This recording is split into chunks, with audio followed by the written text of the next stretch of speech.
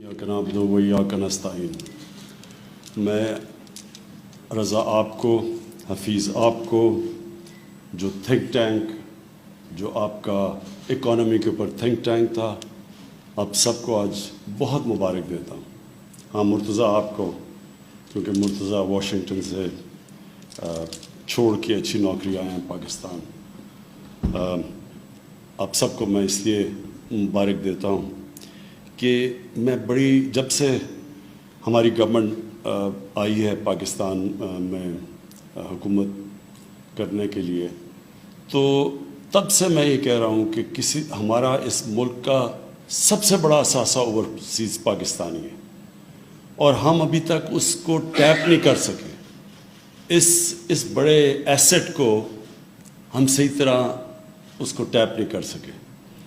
हमें ये समझना चाहिए कि जब हिंदुस्तान और चाइना दोनों ने जब अपना जो प्रोग्रेस शुरू किया, तो उनको जो सबसे पहले जो इन्वेस्टमेंट आई हिंदुस्तान में भी और चाइना में भी, वो उनके ओवरसीज़ उनकी एक्सपेट्रिएट कम्युनिटी थी।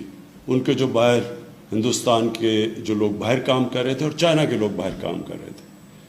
तो हमने जिस तरह इस टैलेंट को, हमें जो असासे को पाकिस्तान में जिस तरह हमें इनको लाना चाहिए था और अब नेशन बिल्डिंग में जिस तरह इन्होंने हमारी मदद करनी थी, वो बदकिस्मती से अभी तक नहीं हुई।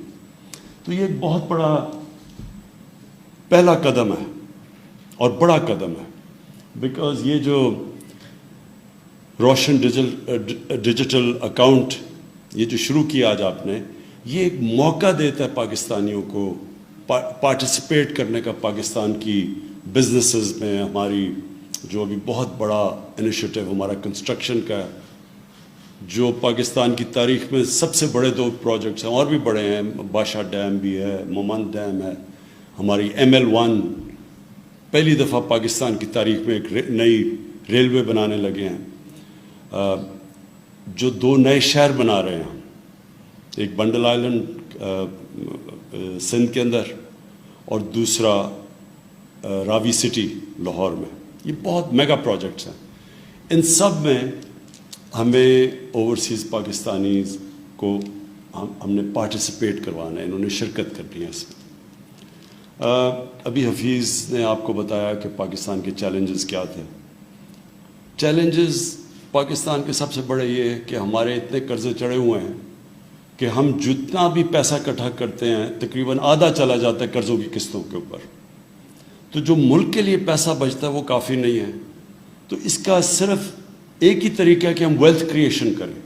हम अपनी मुल्क के अंदर इकोनॉमिक एक्टिविटी इतनी करें कि हमारे पास पैसा इतना आ जाए कि हम ये कर्ज़े वापस कर सकें।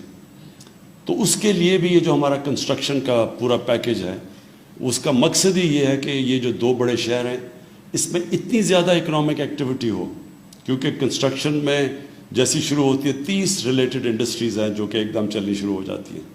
तो उससे जो सारा इकोनॉमी का पहिया चलेगा, उससे इंशाअल्लाह जो हमारी रेवेन्यूज़ बढ़ेंगे, वेल्थ क्रिएट होगी और इंशाअल्लाह उससे फिर हम कर्ज़े वापस करने की एबिलिटी रखेंगे, हमारे पास सलाहियत होगी।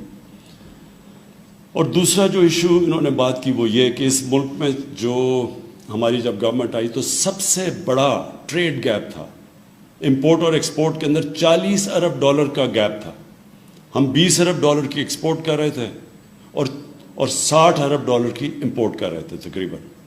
तो ये इतना बड़ा तारीखी जो ट्रेड गैप था, जो और करंट अकाउंट डेफिसिट भी तारीखी था, $20 अरब रेमिटेंसेस निकाल के बीच में से। तो ये जो हमारे पास डॉलर्स की कमी है, इसका डायरेक्ट इम्पैक्ट रुपए के ऊपर पड़ता है। जब डॉलर्स की कमी होती है तो रुपया गिरना शुरू हो जाता है। तो उसको जब रुपया गिरता है तो चीज़ें महंगी होनी शुरू हो जाती हैं और फिर इन्वेस्टमेंट भी रुक जाती है। लोग जिन्होंने पैसे बाहर से लगाने होते हैं, वो सोचते हैं कि अगर रुपये ने गिरना ही है तो वो डॉलर में पैसा रखें। तो इससे सारी इकॉनमी की जो इकॉनमी की वेल्थ भी नीचे चली जाती है और फिर जो इन्वेस्टमेंट भी रुक जाती है। तो इसके लिए एक तो ये वेल्थ क्रिएशन और दूसरा डॉलर्स हम कैसे बढ़ाएं, इसके लिए ओवरसीज़ पाकिस्तानी की हमें बहुत ज़रूरत है। रेमिटेंसेस उनकी बढ़ गई हैं, लेकिन हम ऐसी चीज़ चाहते हैं कि उनकी अब इन्वेस्टमेंट आए हमारे मुल्क में। ابھی تک ہم ان کو کوئی وائبل چیزیں نہیں پریزنٹ کر سکے انویسٹ کرنے کے لیے. جو کرتے بھی ہیں انفارچونیٹلی ہمارا سسٹم جیسے ایز آف ڈوئنگ بزنس آسانیاں ہوتی جائیں گی انویسٹرز کے لیے تو انشاءاللہ وہ ادھر بھی آئیں گے.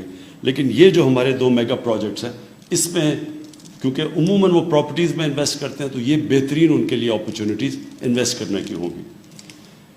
میں ایک چیز اب اوورسیز پاکستانیز کے اوپر کہہ دوں, ہمارے ملک میں پتہ نہیں یہ کیا مسئلہ ہے لوگوں میں کہ وہ اوورسیز پاکستانیز کو یا ڈیول نیشنل کو ایسے سمجھتے ہیں جیسے وہ کوئی ملک کے غدار ہیں. سسپیشن سے دیکھا جاتا ہے جی وہ ڈیول نیشنل ہے. پہلے یہ ہم سمجھیں کہ یہ کیوں 90 لاکھ تقریباً پاکستانی باہر کیوں گئے, کیونکہ زیادہ تر ہم نوکریاں نہیں دے سکے. دوسری چیز وہ اتنے کئی وہاں پاکستانی کوالیفائی کر بیٹھے, ان کی کوالیفیکیشن اتنی اوپر چلی گئی ہیں کہ ہمارے پاس ان کے لیے سوٹیبل جابز نہیں ہیں. جاب ہیں تو ہم پیسے نہیں ان کو دے سکتے جو ان کو ملنے چاہیے. ہندوستان اور بنگلہ دیش کے مقابلے میں ہماری ایکسپورٹس بڑی ہیں, ان کی تو بالکل اسٹیگنیٹ کی ہوئی ہیں. لیکن جس لیول کی ہم ایکسپورٹس چاہتے ہیں تھوڑا ٹائم لگے گا اس کا. تو اس ٹائم جب تک وہ ہم اپنی ایکسپورٹس امپورٹس تک نہیں یا زیادہ تک نہیں لے کے جاتے تب تک ہم نے اوورسیز پاکستانیز کو انسینٹیوائز کرنا ہے کہ وہ پاکستان میں انویسٹ بھی کریں, ان کے لیے آسان ہو پاکستان میں اپنا پیسہ لانا. اور جس طرح رضا باقر نے کہا اگر وہ باہر بھی نکالنا چاہتے ہیں واپس لانا چاہتے ہیں تو وہ بھی ان کے لیے آسان ہو. تو یہ بڑا اچھا فرسٹ اسٹیپ لیا آپ نے, اور انشاءاللہ مجھے یہ امید ہے کہ ہم اب ان کو یہ جو اپنے بڑے میگا پروجیکٹس ہیں, ویسے بھی ہماری ہاؤسنگ کے ہم نے جو انسینٹیوز دیے ہیں ہاؤسنگ میں, وہ بھی ہاؤسنگ بوم شروع ہو گئی ہے پاکستان میں, کنسٹرکشن بوم شروع ہو گئی ہے. اور یہ جو ہمارا نیا پاکستان کا یہ جو ہم نے افورڈیبل غریبوں کے لیے وہ طبقہ جو آج تک کبھی گھر نہیں بنا سکتا تھا ان کو جو ہم نے اب انسینٹیوز دیے ہیں سیلریڈ کلاس کو, تو ہم سمجھتے ہیں کہ اس سے بہت بڑی ایک کنسٹرکشن کی بوم آ رہی ہے. اور اس میں مجھے پتہ ہے کہ سب سے زیادہ ابھی جو ہمارے اوورسیز پاکستان ہے کسی بھی سیکٹر میں وہ آتے ہیں انویسٹ کرنے کے لیے, وہ ہاؤسنگ ہے, ریل اسٹیٹ ہے. اور یہ ایک اور انشاءاللہ یہ جو ہمارا 2 میگا سٹیز کی طرف ہم جا رہے ہیں ان کو یہ بھی موقع مل جائے گا. تو پھر سے میں آپ کو, رضا آپ کو اور حفیظ آپ کو, آپ کے اکنامک تھنک ٹینک کو, سب کو میں مبارک دیتا ہوں. یہ بہت بڑا آپ نے پہلا قدم اٹھایا. شکریہ.